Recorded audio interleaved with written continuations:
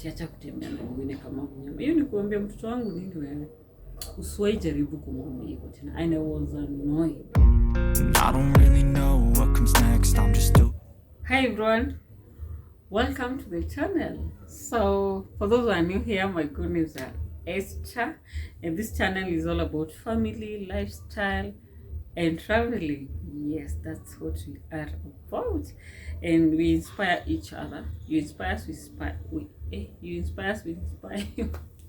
So kindly subscribe if you have not, and those who are not new, welcome back to the channel. So today we are doing a video that's a bit emotional for me, because we are at times that you know what is going around about the nanny who did beat a baby, and that resulted to the baby passing on.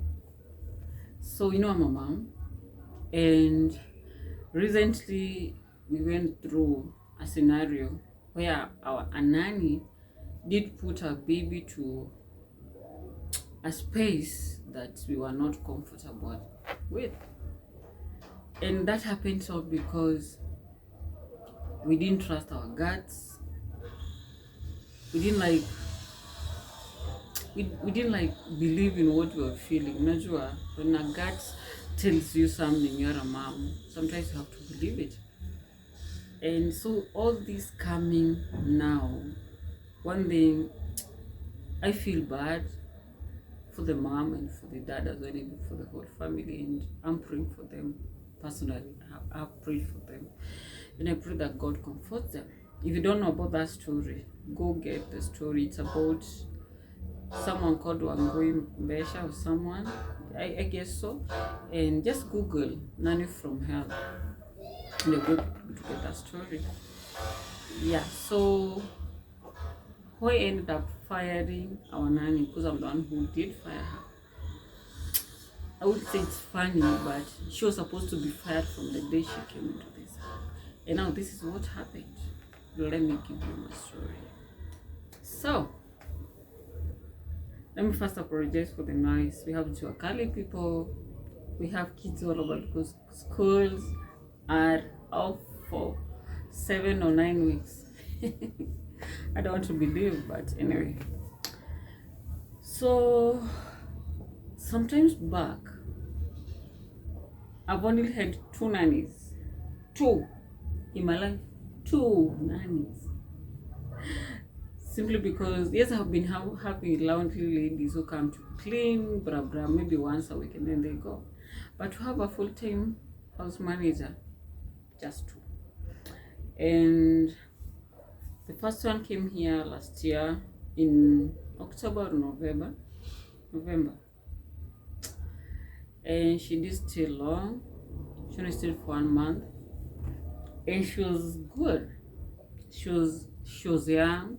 She was also a mother, but she was very okay with my baby. And I didn't fight anything wrong with her. She was good. And the moment she said that she was going, because she was going back to her husband, they felt like they had divorced and separated, and they felt they wanted to get back together. And I was like, okay, all the best. You know, you can never tell someone never to go back to her home, and she also has a child. So that was it. So come December, she left in December, mid-December, so we decided not to look for a nanny. And now we look for one in January. Yes. This is where hell broke. I have to say that. Yes, now this is what happened. I was looking for a nanny. I tried to look for a nanny everywhere. I told my friends to connect me. We couldn't get a nanny. Yes. So I decided to go to a bureau. The worst mistake and the biggest mistake I did. I went to a bureau.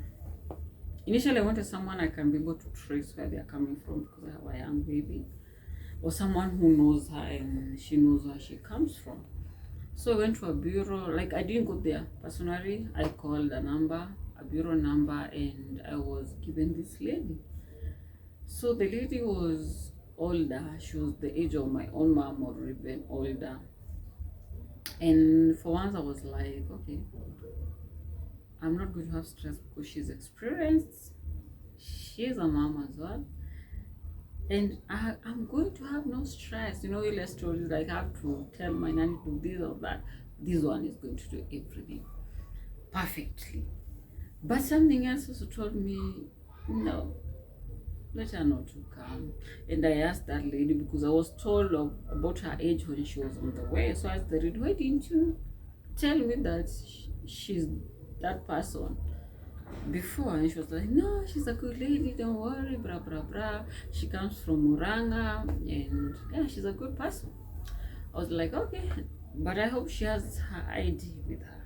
Somebody just told me that the first one I didn't even care, like I don't know why, but one thing, because I knew where she was coming from. She came from where I come from, Shags.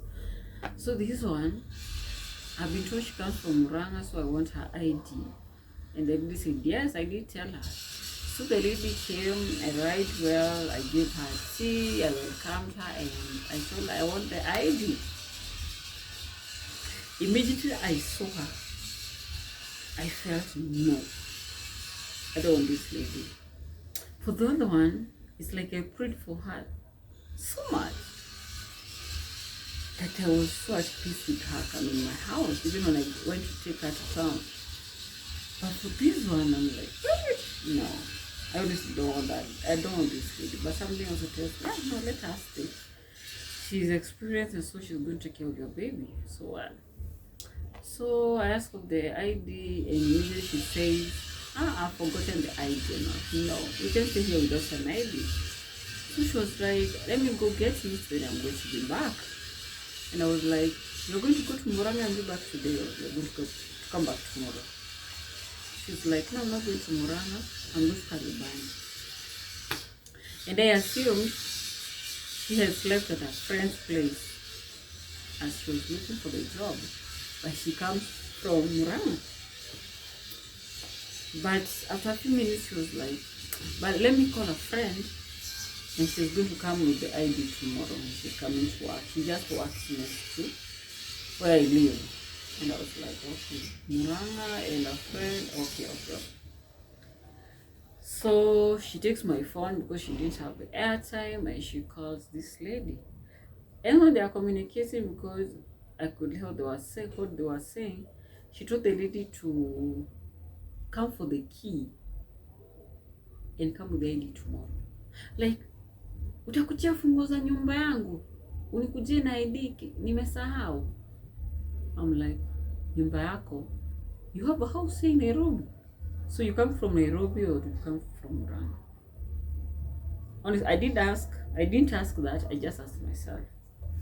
And I was like, maybe she's going to correct, she don't come from Muranga, she comes from Kariobangi.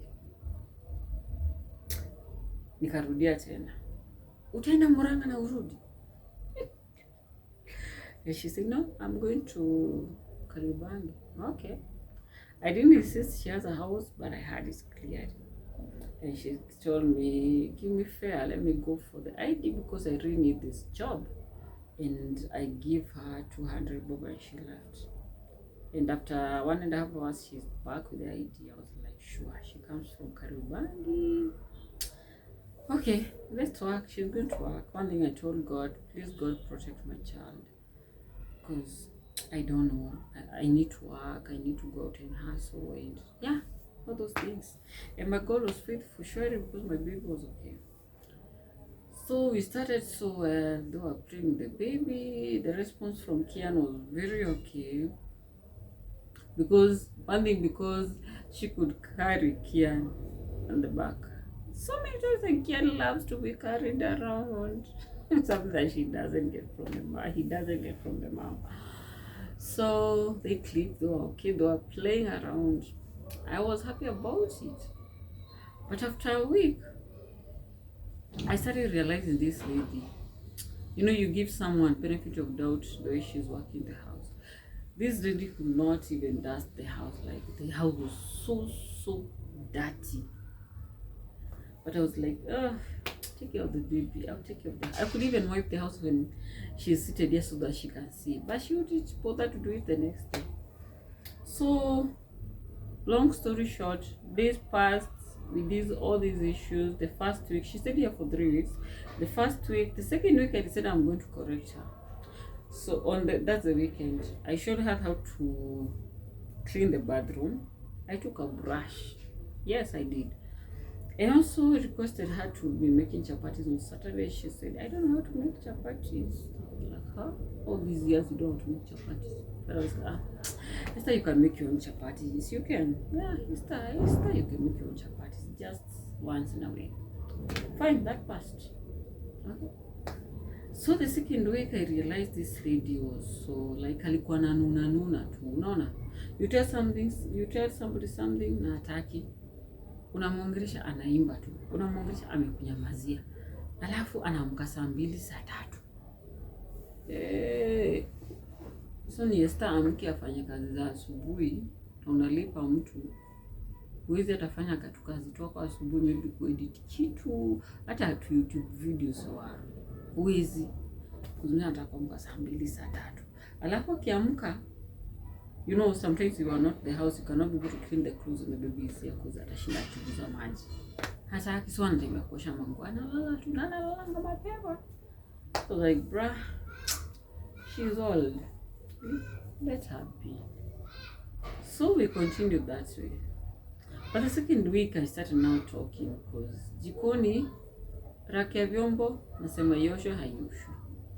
Choo nasema yosho hayushu. Sijui nini hayushu. Carpet haifagiliwi. I was so much annoyed. Till I think she felt the negative energy I was giving her nikijam airudishe kwa mtoi wangu, unajua. So after some time I started realizing that my baby was taking his own place. Ile mtoi wangu akakuwa kakuntu yake, unajua. Hataki story. Unajua hachezi venye mtoto wangu anachezanga. He's so vibrant, he's not there anymore. And I also realized that I was getting rashes with a diaper. Kuchomeka. So one thing, solution for that, toa diaper zote area. Askazieka bedroom na nikafunga. So I used to leave one diaper yenye atavalishwa kilala. Okay. So the issue started now after the second week. That's weekend. Nikipika chapo alikuwa amekelea miguu juu kumkumbagia. The Inoro Reva famous show. My baby was sleeping. I was like, ni sawa I start making chapo. But sikuchata uone. That passed. Amekelea tu miguu juu. That really passed. That Sunday, the same Sunday, my sister came here, Lydia. And because we slept a bit late on Saturday, we decided to take our baby with us to church and to just let him sleep. Because Lydia was here, we were okay with that on Sunday. So I leave instructions on what would be good for the baby, but the lady didn't bother. Instead, Lydia was the one taking care of the baby, even looking for something he can eat around, blending even fruits. When I came back, I found out that and talking to her. She was not talking to me. In fact, she was singing. Hey, what time I felt like, hey, you do dear, whether to kushuka. And that was it. Nikaendea food, nikakuja nipikie. Mtoto na muongelesha aliongelesha. So, now that week, this is what happened.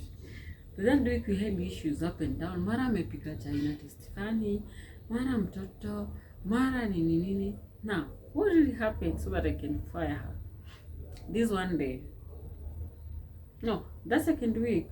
That week on Saturday, I left my husband here and I went out very early on Saturday. And I told my husband, please, before you look the house, make sure my baby has taken breakfast, because I don't trust this lady that she's going to feed him. So I leave at around 7. My husband was okay. So on Saturday, I'm going to leave at around 9. I'll make sure I wake the baby up before I leave. So I was going to church. I went to church. And my husband woke up and fed the baby, all those things. But he noticed that this lady was using some words that were not good towards her baby. Like, anamuongelesha tu maneno sio poa, lugha mbaya mbaya. And my husband was like, what are you even telling him? But so my husband told me later in the day what was going on. Even the tea was bad, blah, blah. I had bought milk, but child going to kamaji. So I didn't know that she used to kugawa maziwa, drink, and then cook the rest kidogo. So that it's okay, you can eat, because at the end of it, all the products will be taken up to the secret room, private secret. So that Saturday, no, we went on that Sunday. When we came back on that Sunday in the evening after church, I don't know, me and my husband, we just talked. We were just washing the car. Sometimes we used to wash the cars at the gate, just the two of us, so that we can have our time. We are chatting, you know. So this time we're talking about this lady, and my husband was like, I'm not comfortable with her around. Why can't you just tell her to go? And that's why I told my husband, there's a day I found this lady telling my baby to stop walking like an animal. Like acha kutembea na miguu nne kama mnyama. Stop walking with 4 legs like an animal. Because my baby was trying to step, not comfortably walking. And I was like, what did you just tell him? And I did defend, no, just joking, because even my kid walked 1 year, 6 months, what. I was like, yes, mine is 1 year, yours was 1 year, 6 months. I really don't care whatever age yours walking, but never talk to your baby that way. Like, acha kutembea na mwingine kama mnyama. Hiyo ni kuambia mtoto wangu nini wewe?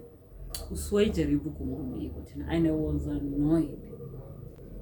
Unajua? And I sat down. Now come Monday, 3 weeks now, at over all this blah blah blah, using bad words and everything. What? On Monday, aliamuka amenuna, aniongereshi, unamwongelesha anaimba, alafu aliamuka karibu saa 3. Mimi nimeamuka na edit vitu zangu kwa laptop. He's just sleeping. She's just sleeping. But like, sir. So she later woke up, prepared breakfast. No, I was just editing on my laptop. She prepared breakfast, porridge for the baby and everything. So she didn't bother serving me the tea. So I went to the kitchen and looked. I was even going to cook. I went and found that the tea was cooked and I took the tea. Nikikunywa chai inakaa iko na layer mafuta juu, unajua? And I was like, ama ni maziwa ng'ombe inakaa hivi, but tasting na taste funny. Sijui imekuwa nini. So I decided to call the guy who supplies milk. Akaniambia, my milk was okay. Baby sufuria mnapika nazo ziko na mafuta. Nikamuuliza. Akasema ni unajua sufuria nimepika nayo ni ile tu nionyesha chai sijai change. So I was like, okay. I had reserved some milk for my baby to drink the following day. So I went to that half of that milk, cooked tea in the same sufuria. I cleaned the sufuria and cooked tea and compared the two. Yenye alikuwa amepika inakaa iko na layer mafuta. Kila nilikuwa nishaikunywa kanusu, nasikia hivyo. Nasikia taste nikaniuliza. Iko na layer mafuta, ingine yangu haina, nikamuonyesha. Akasema ni wao, akainsist.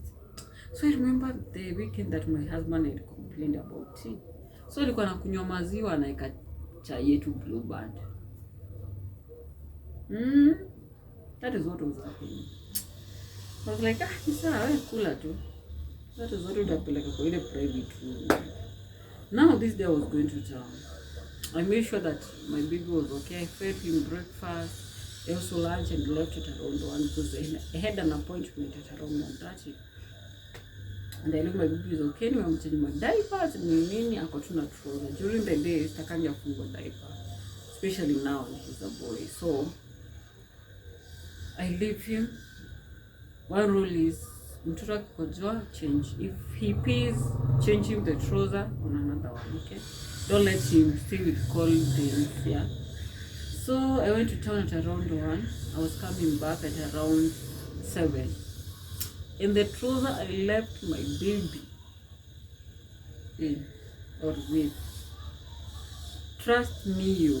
Hiyo ndio trouser niliingia kwa mlango mwenye mtoto wangu ufurahia akiniona. Amekanyangishwa kwa hii kiti, you can see this small seat, ya this two-seater.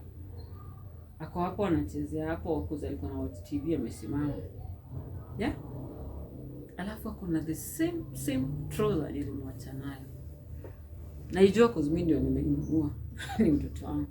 So kuingia kwa mlango, the first thing nikamuuliza, Wanjiru, Kian has not pooped or peed on his pants because he still have the same pants I left him with. Definitely I use Kiswahili. Yeah? Hajakojoa ama kupufua. Shukaniende. Now she started waking up. I'm standing up. Ati hata sasa nienda kumchange. Nikamwambia acha. I took my baby. I took the changing clothes. I did put on the seat and then nikamlalisha. Oh, let me tell you. Nikamsonga alipokutu venye nilitoka. Imagine. Amejaa mapupu. Katruza kalikuwa kakonde, so mapupu kutoka si sana, but kwanza zilikuwa zimetoka definitely. Amejaa mapupu zimekaukia kwa mwili. Niko like, nini mbaya na wewe? Kama kwanza hebu nipe maji nikampe mtoto. Just bring warm water in a basin. So I didn't clean my baby.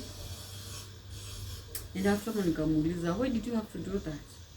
Ati hapana, amepuputu sai. Like it was not enough. Amepuputu sai, niko nampea time amalize kupupu ndio nimchange. Niko like, what's wrong with you ma? Uko tu na feelings kutoka asubuhi wewe. Huh? So, I was like, wacha mimi nichange mtoto. Then I know what to do. In my mind, I was like, this lady is going to, because even when I was in town, I was so terrified for my child. I was feeling my child was not okay. Because mtoto wangu alikuwa shaanza kukaa ile, akona baridi, unajua. Anamshautia, ana nini. Unashautia mtoto kwa nini? She's too young, okay? Anamshautia. And unfortunately, I don't have nanny cams or the cameras in the house.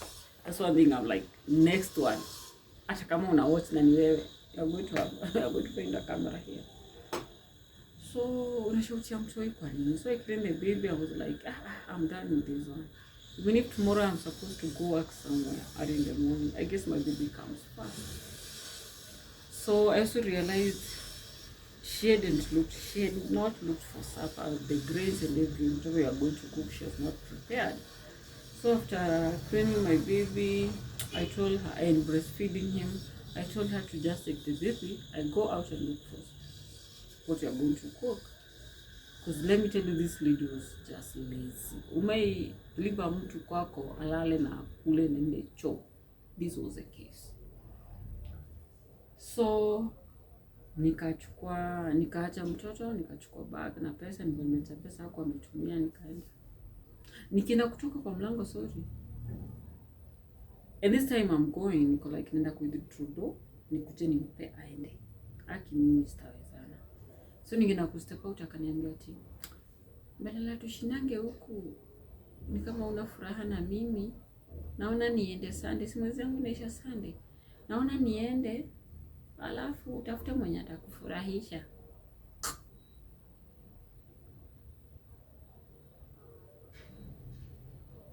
Utafute mwenye atakufurahisha. How dare you, man? Nikamuuliza ati. Nikamuuliza kuja kunifurahisha ama kufanya kazi. Kama niko na nataka kunifurahisha, niko na mtoto wangu na bwanangu. Unanifurahisha aje? Nikamwambia umesema aje? Kama mwezi wangu sinaisha Sunday, naweza enda hiyo time au utafuta mwingine. Nikamwambia na leo ni Monday. Wataka kuona Sunday? Hatuwezi ngoja Sunday. Nje kwa ile bedroom, kama ufunga mlango, utoe kila kitu na kuhusu uone mlango, tena nikupe pesa yako. Pesa yako ni twende nikupatie.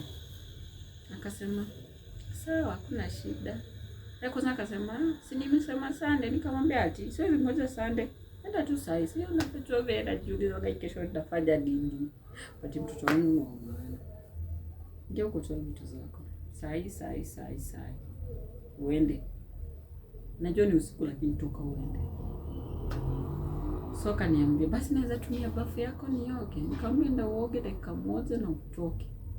Akaingia kwa bafu akaoga, akavaa nguo kama amefungua mlango. Hey we. Akaanza kutoka. And I was like, yes, Jesus, something was telling me like this is what is supposed to happen. She's supposed to leave the house because this lady, one thing tumemwambia tuombe naye hakuwa anataka kuomba. Unajua? Tukamwambia tuombe hataki. Mwambie hata tukiombea food anachukua food yake. Alafu alikuwa anakula chakula kidogo, anaeka chakula.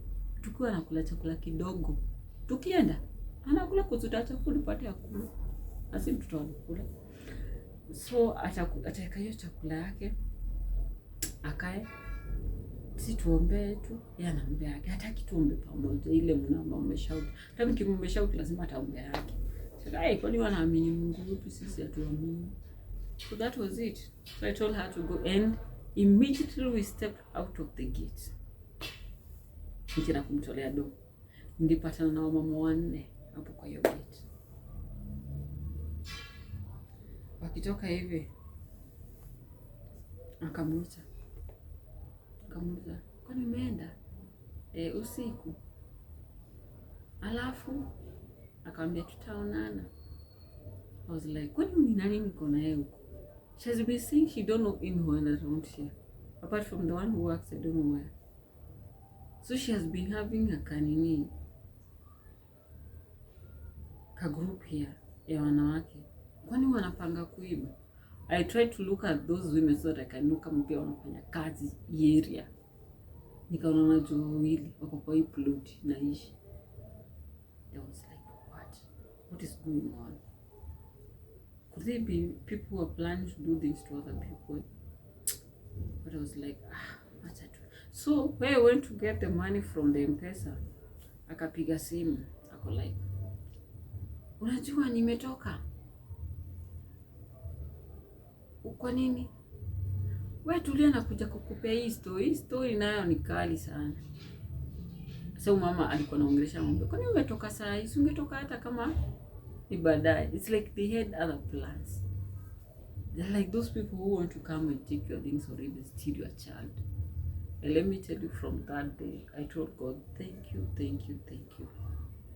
I don't conclude that she was that lady who had bad intentions over my baby. But there was something about her. And let me tell you, from there we decided our baby alikuwa shaanza kuingiza baridi, so it's for me to be here with him maybe for a month or two before. Now we get the courage of bringing the house manager into our home. And it has not been easy, it has been a journey. But right now he is getting back into being himself again. But definitely anaogopa watu. Una ile wasi mkono wao atalia hataki, atashout. Yuko mfika mahali even his own dad he don't want to see him. And that is not normal. Because alikuwa anamlidianga akitoka. They go to that place hataki atakuona babake. Anaogopa atakatu. Kama si yeye anataka tu kuwa na mamake. You know. And that is not something good. So if you are a mother and you feel something, even this house manager issue, ukifeel kitu inakata, wacha tu ikatae kabisa, na wewe achana tu nayo. Okay? Our babies, our families are very important. House managers are people, we have good ones and we have those who are not good. And let me tell you, if we pray about it, because the first one I did pray, I remember was praying every day about it before even she came. But the second one I ceased to praying about it, honestly. That was it. But the first one I could even pray for the family where she's coming from, as kwena bad roho mbaya, as kwena mahat, is of truth. So let's pray for them. Let's pray for the families that they're coming from. Maybe it's something inborn. Maybe ni kitu tu inamfuata, unajua. So let's just pray for them. They are human too. We have good ones and we have bad ones. Let God help us. Let God just say the right one in our life. Right now, I'm praying. And when the time comes that we need a house manager, we are going to get a good one. And I'm praying that this one will do. So, thanks guys so much for watching this video. It was just a video that I felt after Mvutano, let me just do. So, that's it guys, and till our next video, subscribe and like this video.